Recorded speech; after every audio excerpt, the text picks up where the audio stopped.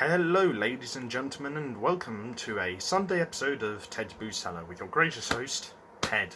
Now, today I've had a pretty productive day. I basically, what did I do? So, I went to the gym, did some work on my arms, did a couple of job applications, did a couple of training applications as well. So, I've had a productive day, and I've also uploaded a video on my gaming channel as well. And considering that it's Sunday and I just want a few drinks to sort of relax with and not, have anything too strong to get, full on hammered on, I thought I'd go for something that is usually one of my more sort of common choices when I'm going to the supermarket and I want something to just kind of relax with. Especially considering it's a lazy Sunday afternoon. So this time around I've gone with Brooklyn brand lager, as you can see here. Now it is fairly strong for a lager. It is 5.2%, but it's one of those kind of lagers I would usually recommend just enjoying like one or two or maybe three of at a time, just to kind of enjoy, maybe on its own with some beer nuts or maybe with a meal or something. Because it is quite strong and it is just a standard lager, but it's really one of those things you just kind of want to savour the taste of, really, rather than just get hammered on like, repeated pints of like Snakebite or Foster's or something like that. So, now, at the bars I work at, we do sell Brooklyn Lager products. We sell the Brooklyn Lager IPA, but this is just their standard lager. So, yeah, let's give it a try.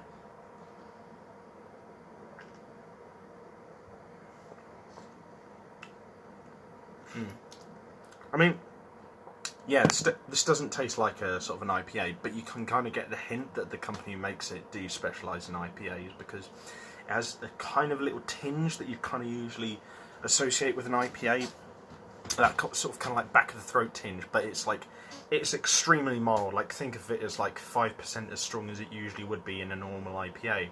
So, you've got that, and then you combine it with like the flavour of like a standard lager, and that's where you've got this. It's a good sort of in-between, actually, if you're not wanting a lager, but you're also not wanting like an IPA ale. So yeah, it's good in-between those two kinds of flavours. And while it is fairly strong for a lager at being 5.2% alcohol volume, you don't get that too much through the flavour, so you could have a few of these and be quite merry in a nice sort of way.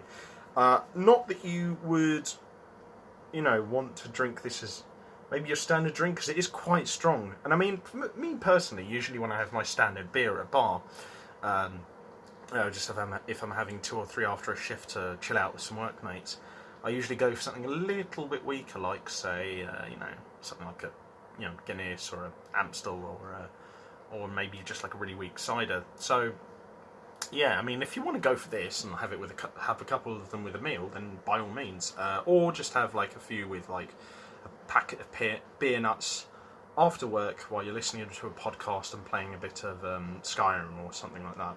So yeah, it's well recommended. I'd give it. Now, I've been going around a lot around the 6 to 7.5 region recently, so I'm going to go a bit higher for this one, because it is actually really nice.